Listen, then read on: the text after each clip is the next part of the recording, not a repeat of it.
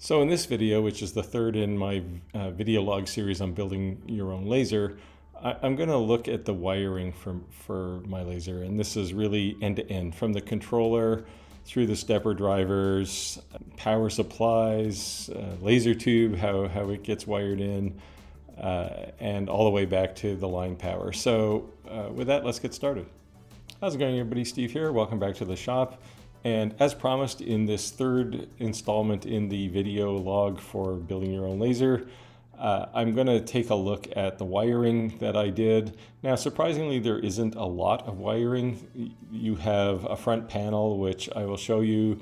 You have a laser controller. In my case, I chose the Roida 6445 controller.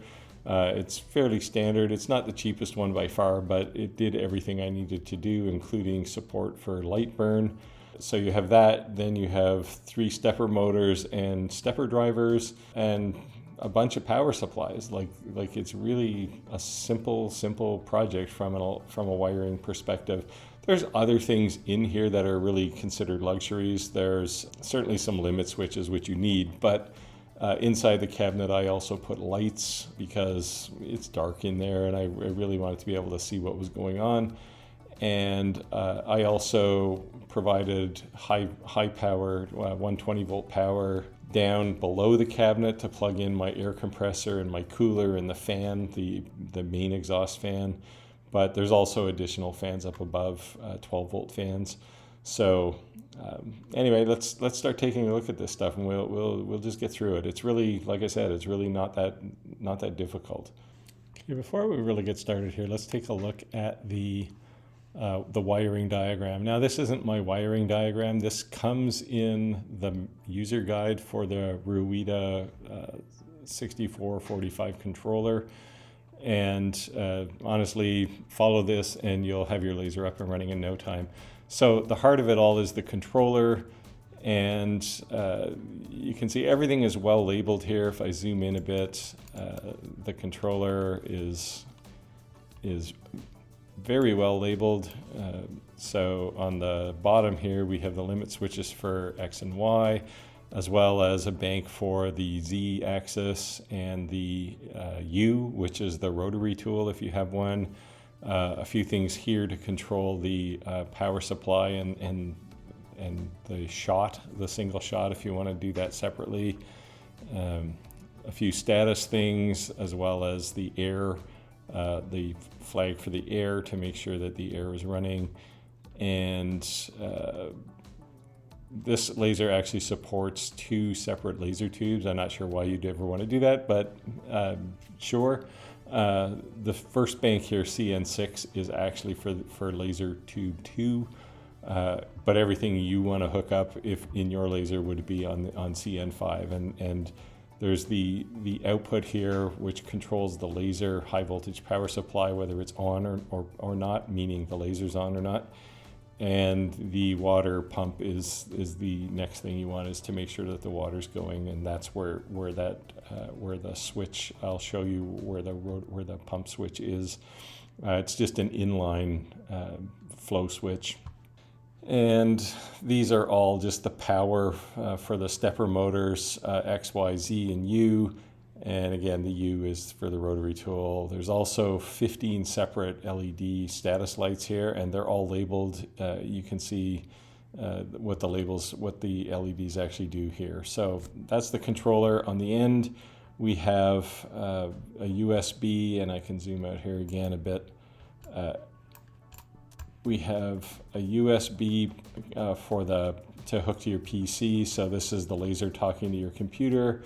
There's they call it U-Disc here, but really this is just a memory stick. If you want to put your design on a memory stick and plug it in, you can do that directly. And there's also an Ethernet cable that you can use to talk to your laser over Ethernet rather than USB. I plan on eventually hooking that one up, but I don't have it now. Up above here we have, we'll start with power supplies. They call for a 36 volt power supply as the power for the steppers. I just used a single 24 volt supply to power all of this. That works fine. It powers the controller. You can see the wire coming in here, as well as the power for each of the stepper drivers and the subsequent stepper motor beyond that. Below here we have a bunch of logic and a relay to control the air compressor. I don't have this. I actually just switch the compressor itself because I don't automatically switch things on and off. And you can see this actually goes to this output called wind. And what that will do is turn a compressor on. You can see it goes through a solenoid here or a relay.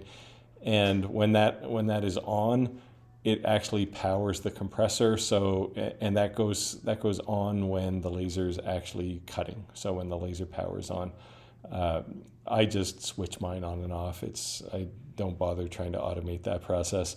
Down below here, a bunch of custom switches. These actually control the output of the laser.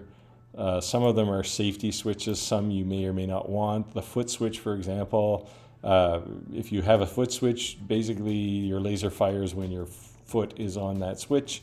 If you take it off, the laser will stop firing. That seems a little inconvenient when you're doing a big laser job.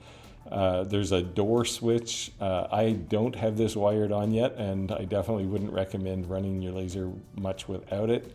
So I do plan to wire this one in. It might actually be installed by the time this video is released. There's a manual laser on/off that you can switch. Again, I switch the actual line, so I'm turning the power supply on and off. This is a single shot, so typically used for a single shot. So if you'll notice when we do the alignment, all of the controls are on one end of the laser and all of the things you're adjusting are on the other end. So a laser this big, you end up walking back and forth a lot. This prevents that. You can just hook it up on a wire and run the wire to the other end of the laser and pulse the switch anytime you want a single shot. And these last two banks are for limit switches for the X. And you can have limit switches on both ends of the range. I don't bother. I have limit switches for X and Y and the Z axis for that matter at the 0 where I want the 0. And then the other end is determined by the range I put in the controller when I configured it. So that's the controller, and as you can see, it looks intimidating, but there's really not a lot to hook up here. I wired mine up from, once I had the power supplies and stepper motor drivers mounted, I wired mine up in a couple of hours. Like, it really wasn't that big a deal. Everything here, if you follow this diagram, this schematic, you will have no trouble. The one exception is on the laser power supply itself, there's a switch for, let me zoom in here. There's a switch called WP. This is the water pressure switch. I actually had to wire this up. The way they show it, it isn't wired up. But I had to wire mine up, otherwise the laser power supply wasn't firing. And it's really just a case of hooking pin 4 here up to that WP pin on the power supply. So that's it. Anyway, let's start taking a look at the real world wiring. And again, mine is already built, so you can see what I did here. But really all I did was follow this diagram. Okay, so we'll start with the front panel here. This is the Roida 6445 controller, at least the display panel for it. It's got all the basic functions. We won't go into these too much yet, but we can do a single shot pulse. We can set focus up, framing if you want to show the image. Anyway, it's a nice little controller, but the reason I got this was because the Roida controller is supported by Lightburn, which means I don't use this a whole lot, but when I'm at the laser as opposed to the computer, it works all right. Looking up above here, we have a USB port for a memory stick, and you saw in the schematic where that plugs into the actual controller. There's a cable that runs from the controller up to the panel here. Panel lights inside the laser so that I can see in there. Air assist for the to blow air onto the work so that we don't get smoke damage or worse fire, and then a power switch to control the actual laser power supply. On the connectivity side, we have a USB port that we can plug into the laser, as well as an Ethernet port that we could use instead. And up here is the remote display for the power supply current. And you can actually configure it to control this knob, but in my case I didn't bother because I just control it from the Lightburn software as a function of percent power. So I don't really use this, but I use the display quite a bit. Anyway, that's the sort of user control, and now we'll kind of dig a little deeper and we'll start digging into the electronics. So I'm now down below the front panel, and this is the actual brains of the business. The Ruida, the actual 6445 controller. The white cable coming down is the one that controls the display, Ethernet ports, and the USB for the PC, as well as there was also a USB port for the memory stick in there. The controller, as I mentioned in the schematic discussion, this side is all stepper motor controls, and you can see the wires run over to the controllers here. And then this side is for things like limit switches and to actually control the laser power supply. So it's a pretty simple setup. Stepping back a little more, we have the stepper motor controllers. The two smaller ones are to control the X and the Y, and on the other end of these is two NEMA 17 motors. The larger one is for the Z-axis, and I have a NEMA 23 motor on that just because there's a lot of weight to move around there. And behind that is a couple of junction blocks here that are for 24 volt power supply that powers all of this side of the laser. So that's almost the entire laser right there. Okay, so I'll step back a little further in the cabinet. This is where the low voltage power supplies are.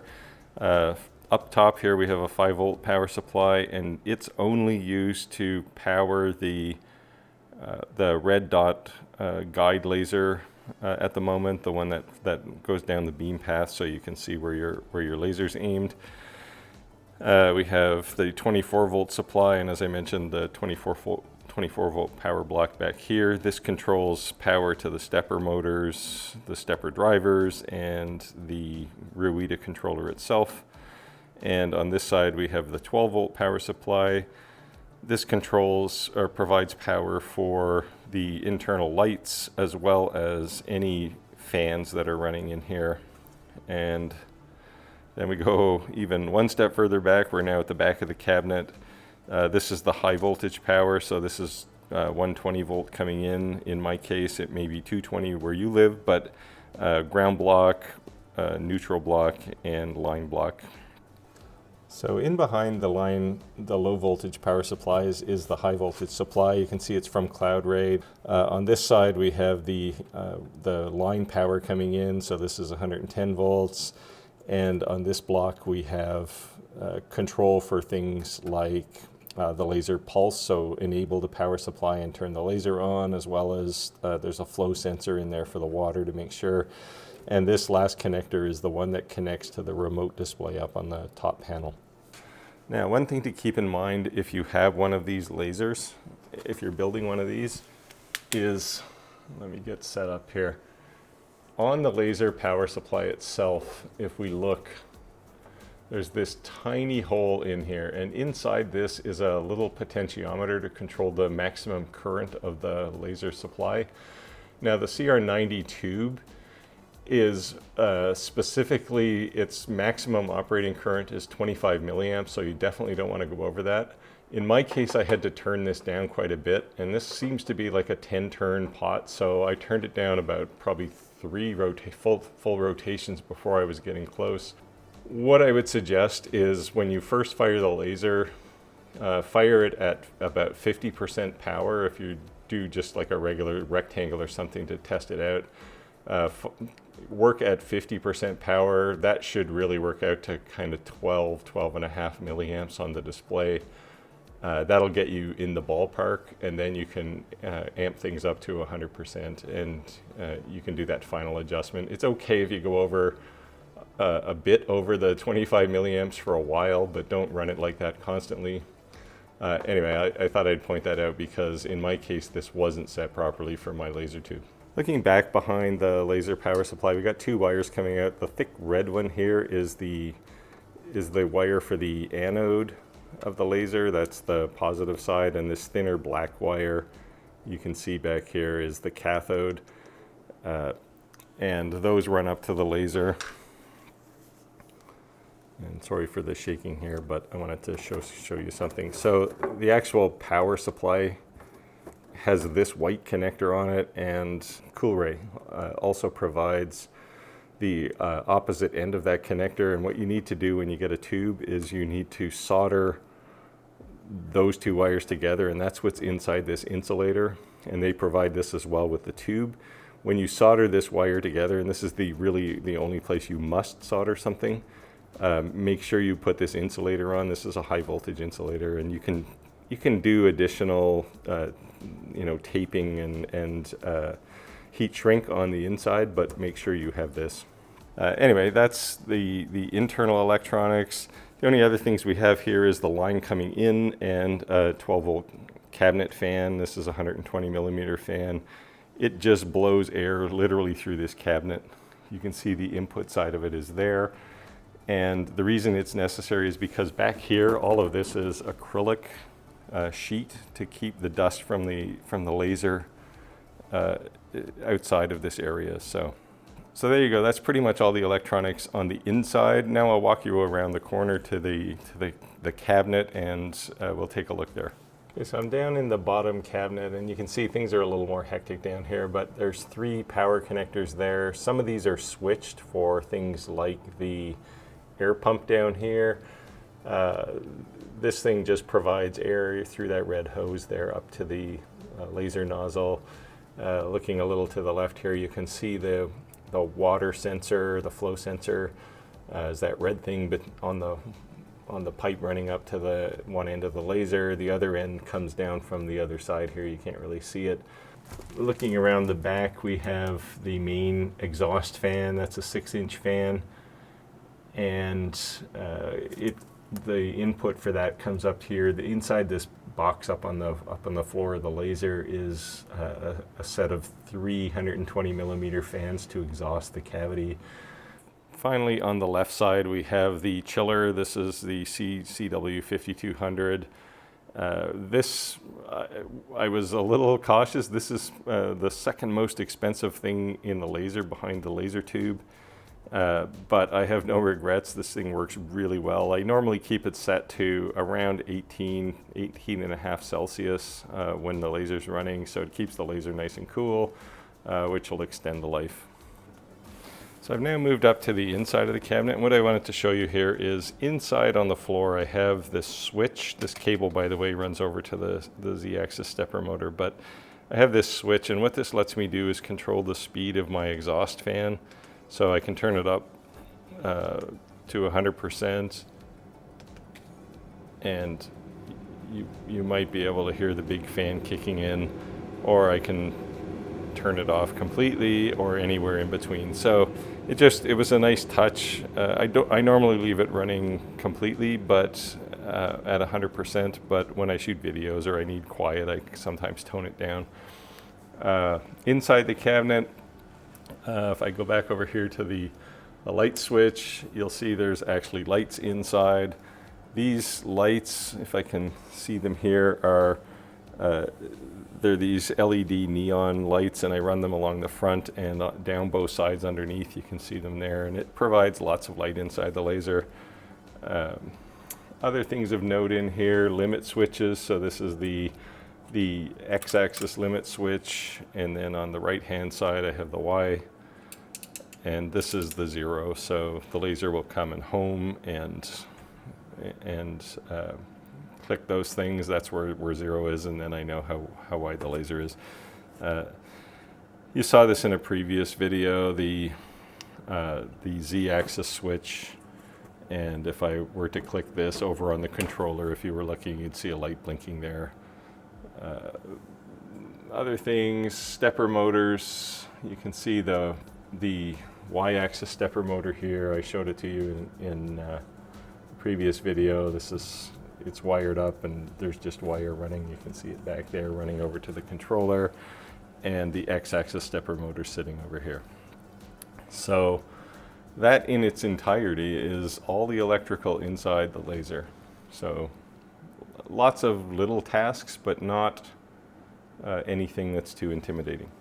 So there you go, that's all the wiring in the laser. This was a little longer video than I would normally do because I really wanted to spend time to make sure you understand the schematic and all the components that are involved. But once we kind of got things going, you can see it really wasn't that complicated. If you have certainly basic mechanical skills, you can put one of these together. There's only one spot where you really have to solder something, and that's the high voltage cable. That's the only place where there's significant effort required. There's certainly lots of clips, clamping connectors on the ends of wire. Again, that's really just clamping like a pair of pliers. You make sure that you've stripped off enough wire and put it in the connector and give it a squeeze, and the connector's done. So anyway, that's the wiring. You know, as always, I'll put a link up above. In this case, it'll be a link to the previous video in this series. If you didn't catch that, then by all means go over and watch that, and I'll see you over there. Otherwise, get out there and make your world, and I'll see you next time.